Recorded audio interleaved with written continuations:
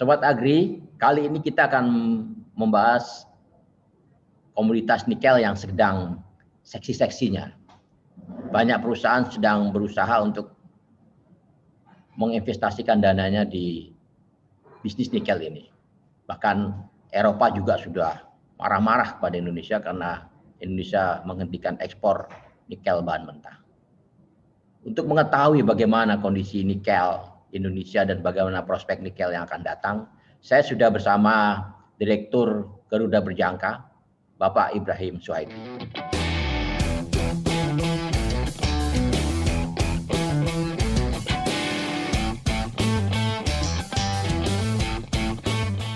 Kita ketemu lagi, Pak. Iya. Nah, sekarang membahas soal hasil tambang nih. Betul. Dalam beberapa bulan terakhir, nikel menjadi seksi di sejumlah pasar komoditas. Bukan saja di bursa komoditas, di pasar saham juga menarik karena banyak perusahaan-perusahaan batu bara malah mengakuisisi sejumlah tambang nikel.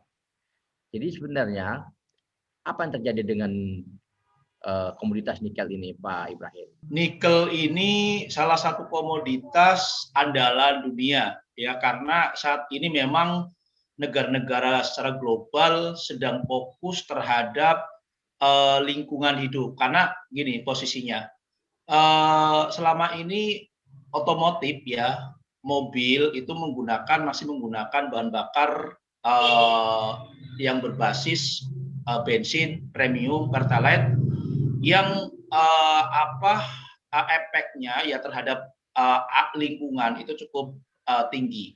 Nah, ada perubahan-perubahan ya setelah COVID-19 bahwa saat ini sudah waktunya negara-negara mempersiapkan untuk mobil-mobil listrik.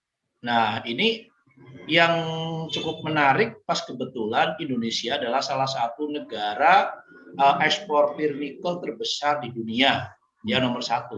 Ya, ingat ya, bukan nomor 2. Kita nomor 1 Indonesia, yang nomor 2 adalah Filipina, yang nomor 3 adalah Rusia. Nah, dengan adanya akan adanya mobil listrik, ya, banyak negara ini ingin menguasai nikel, ya, dari Indonesia. Tetapi rupanya Indonesia tidak tinggal diam.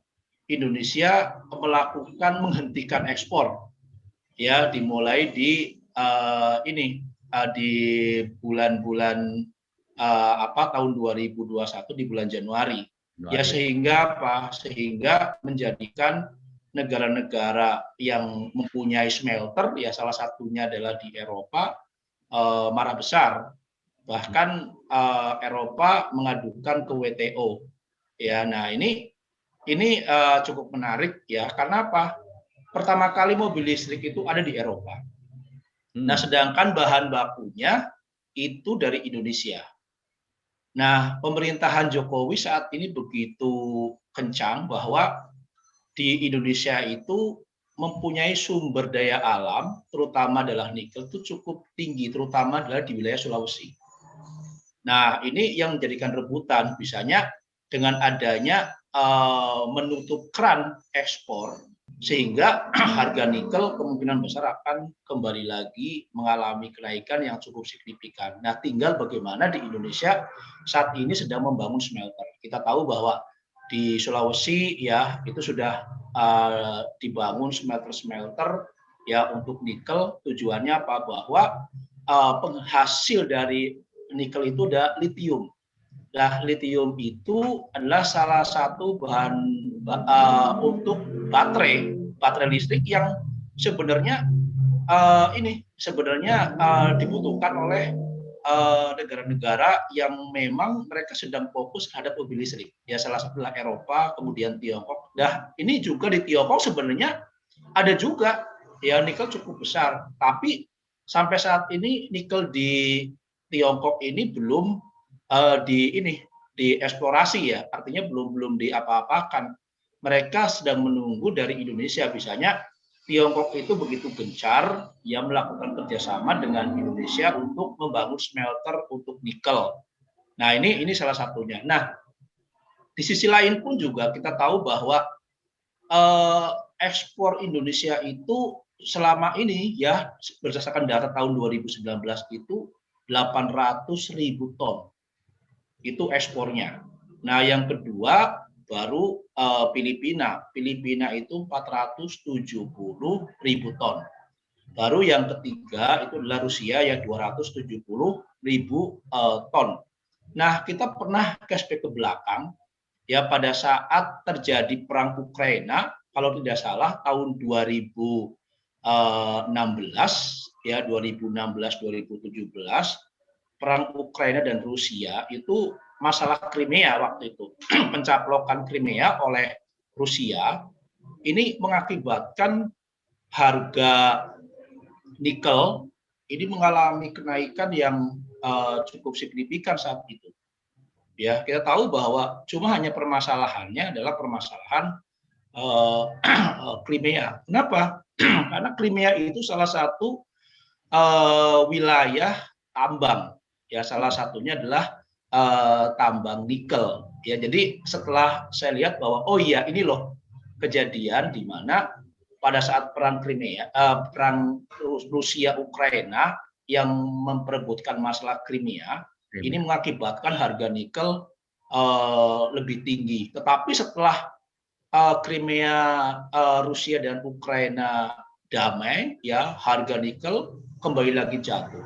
Nah ini yang pengaruh secara geopolitik. Biasanya para spekulan bermain. Nah saat ini nikel ini aman-aman saja, adem-adem aja. Karena apa? Yang melakukan ekspor saat ini adalah baru Filipina ya untuk bahan mentahnya. Tapi kalau udah bahan baku itu Rusia. Rusia itu sampai saat ini bahan baku yang mereka ekspor. Nah Indonesia pun juga tadinya adalah bahan mentah yang kemudian akan berubah menjadi bahan baku dan kalau bisa memang diproduksi di Indonesia. Jadi kita kalau ingat tahun 2008 zamannya SBY di mana bahwa Indonesia harus membuat smelter bukan saja untuk timah ya tetapi juga nikel. Timah memang di awal sudah. Kemudian nikel tujuannya apa? Kalau seandainya Indonesia terus mengekspor ya bahan mentah ini bisa terjadi antara 5 sampai 10 tahun ini akan habis. Nah, ini pemerintah mempunyai satu ide yang cukup bagus karena selama ini pada saat nikel bahan mentahnya diekspor ke luar negeri kemudian sudah jadi barang jadi diekspor ke Indonesia harganya sudah relatif lebih tinggi. Nah, Indonesia jangan sampai dijadikan sebagai ini aja alat untuk bahasanya itu hanya dipermainkan lah kita punya bahan baku tapi setelah itu dijual ke Indonesia harganya lebih mahal. Nah, salah satunya itu adalah mobil listrik, motor listrik yang harus ada baterai listriknya. Nah, baterai listriknya rupanya ada di Indonesia. Di Indonesia sampai saat ini sedang dipersiapkan smelter ya di Sulawesi. Ya di Sulawesi ini yang cukup menarik. Misalnya kalau kita lihat lagi-lagi ada eksodus pekerja dari Tiongkok ke Sulawesi, ya itu salah satunya adalah smelter nikel yang memang sudah bekerja sama dengan salah satunya negara Tiongkok. Ini baru wilayah Sulawesi yang baru dieksplorasi, belum Irian, ya belum nanti ke Jawa. Gimana? Di Maluku ada? Ya di Maluku ada, sebenarnya di Papua ada. Ini kan cuma baru yang kita mencari yang lebih besar. Ya kandungannya lebih besar. Misalnya Indonesia ini memiliki kandungan litium itu bisa 100 sampai 200 tahun ya. Anak-anak cucu kita mungkin udah gareng ini udah mereka akan menikmati. Pak Ibrahim, tadi Bapak bilang ketika Rusia berseteru dengan Ukraina, harga nikel kan sempat melonjak. Kemudian turun lagi. Nah, kemudian Indonesia ketika sudah mulai menerapkan kebijakan untuk tidak lagi mengekspor nikel mentah, juga harga nikel naik. Sebenarnya Pak, dari perkembangan harga nikel sendiri itu kenaikannya sangat fluktuatif atau memang kecenderungannya berdasarkan supply and demand? Oke, kalau supply and demand saat ini memang dalam kondisi COVID-19, ya permintaan pun juga tidak terlalu tinggi. Ya, itu bisa dilihat dari penjualan mobil listrik yang mengalami penurunan. Jadi bukan mobil listrik saja, mobil otomotif yang biasa pun juga mengalami penurunan. Itu berdasarkan data baik dari negara-negara Eropa, ya Inggris, Amerika, ya di Asia, bahkan di Indonesia pun juga kan turun. Tidak terlalu berfluktuatifnya ini harga nikel, karena kita lihat nikel biasa-biasa saja. Karena sampai saat ini memang ekspor terbesar ya yang tadi saya sebutkan di Filipina, mungkin itu yang menggantikan ekspor dari Indonesia ke Eropa, ya kemudian ke Tiongkok, ya dan lain-lain. Bisa saja yang tadinya di 470 lah ya, anggap ya, itu kemudian dia akan dinaikkan ekspornya, sama seperti pada saat Tiongkok menghentikan kerjasama dengan Australia, ya di mana Australia tidak lagi mengekspor batu bara, ya kan? Nah, sehingga apa? Sehingga apa yang kuota yang diberikan oleh Australia diberikan ke Indonesia. Nah, sehingga apa? Harga naik, setelah itu harga turun lagi. Ya, naiknya harga itu pernah oleh spekulan. Sama juga dengan nikel. Kalau nikel naik pun juga ini benar-benar spekulan. Misalnya Eropa langsung melakukan melapor lah ke WTO ya tentang kenapa Indonesia menghentikan ekspor ya untuk bahan mentahnya. Karena apa? Smelter itu sudah ada. Harus ingat, pembangunan smelter ya nikel ya mungkin yang ada di Jepang, ya di Tiongkok, ya di Eropa, di Amerika itu memerlukan dana yang cukup tinggi, yang cukup besar. Jadi Pak, kalau dalam perkembangannya Pak, dari 12.000 kemudian naik dalam 2 bulan sempat ada 14.000 ketika tahun 2019 itu Pak, ya. Indonesia sudah menerapkan undang-undang pelarangan ekspor nikel mentah itu, dan sekarang kecenderungan sudah 20.000.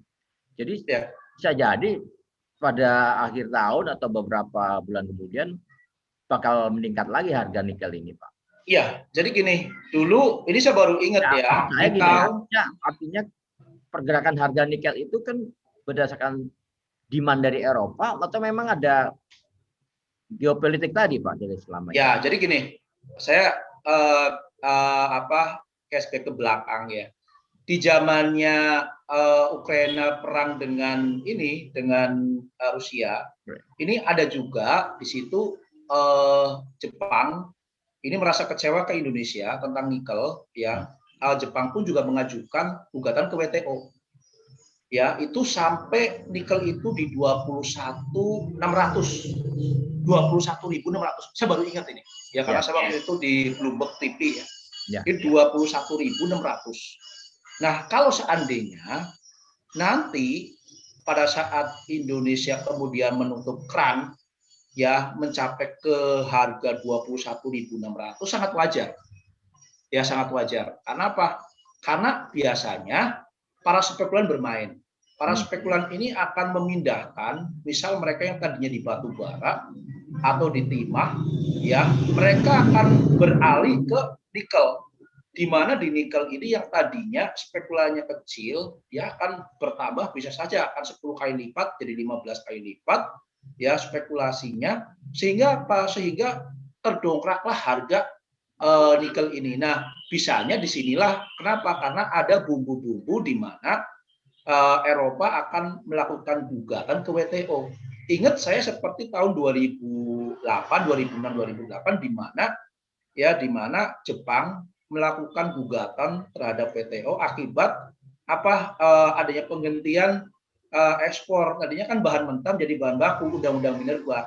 Nah ini, dan bisa saja dengan adanya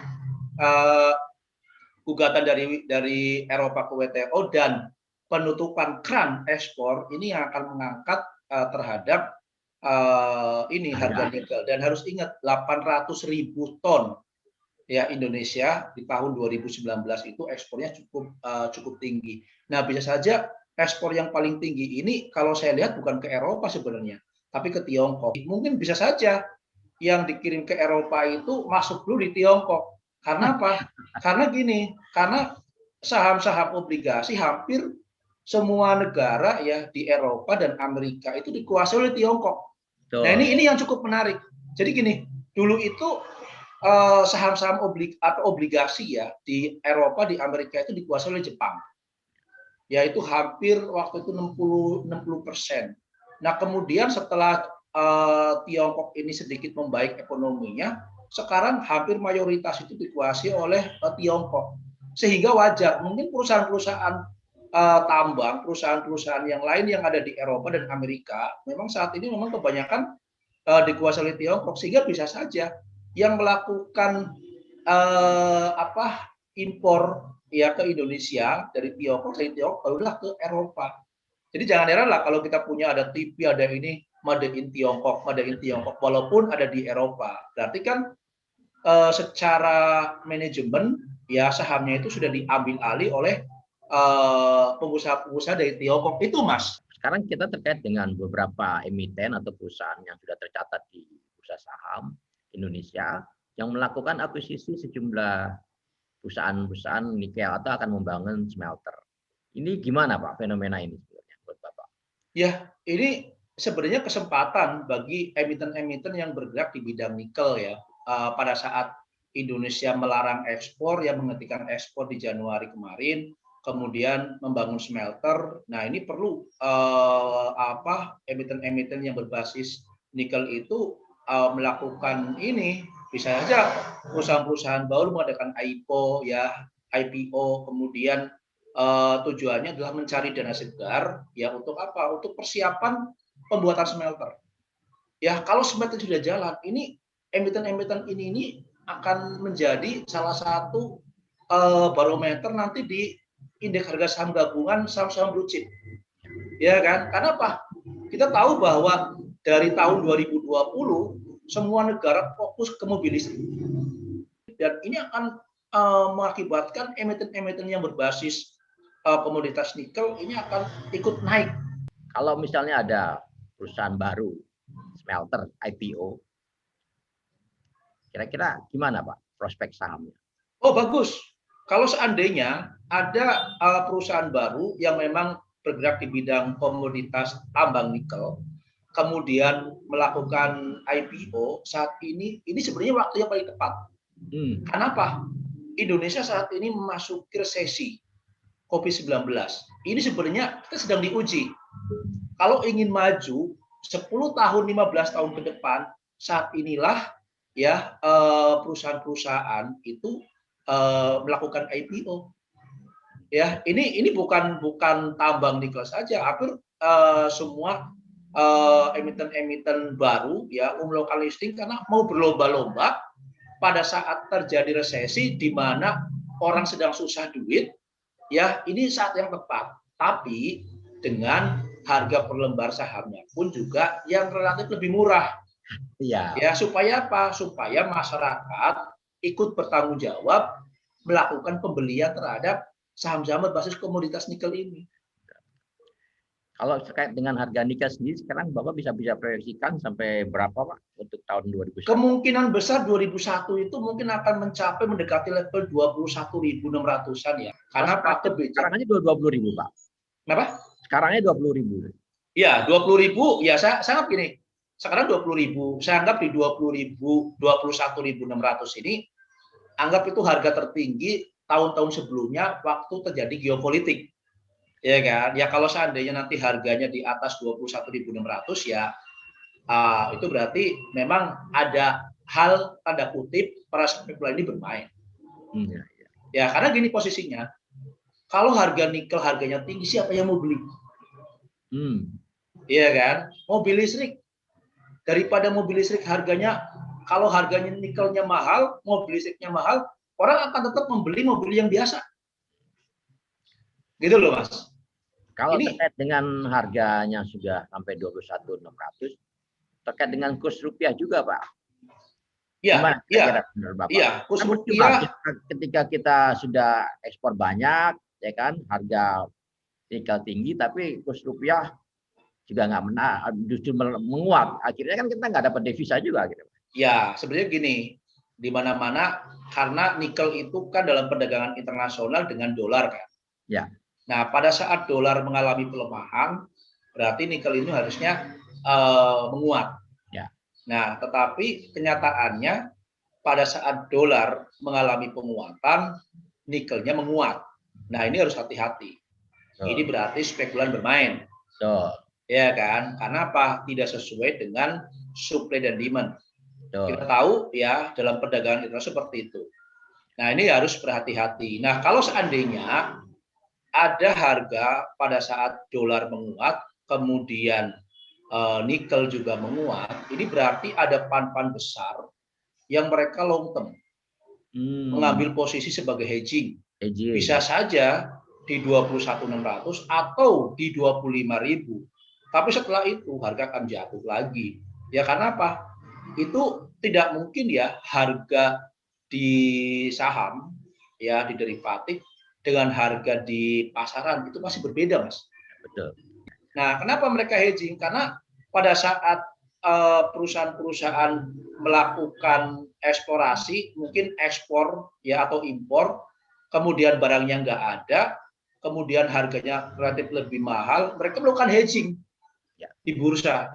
Ya tujuannya apa? Untuk menutupi kerugian yang ada yang mereka sedang merasakan secara fisik. Gitu loh, Mas. Kira-kira prospek nikel menurut Pak Ibrahim gimana?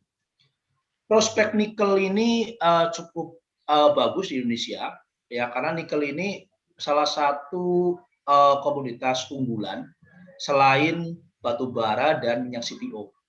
Ya, ini kemungkinan besar nikel akan dijadikan sebagai salah satu unggulan ke depan, mungkin 10 sampai 15 tahun bahwa yang akan dibicarakan di Indonesia itu adalah nikel. Karena apa? Pada saat 10 sampai 15 tahun mungkin orang sudah menggunakan mobil listrik semua. Nah, pada saat mobil listrik dipakai, orang akan tahu bahwa nikel itu dari mana? Dari Indonesia, dan semua akan berkiblat ke Indonesia, dan Indonesia saat itulah akan dikenal ya oleh dunia bahwa Indonesia adalah salah satu negara penghasil litium ya terbesar di dunia yang cukup disegani ya karena apa?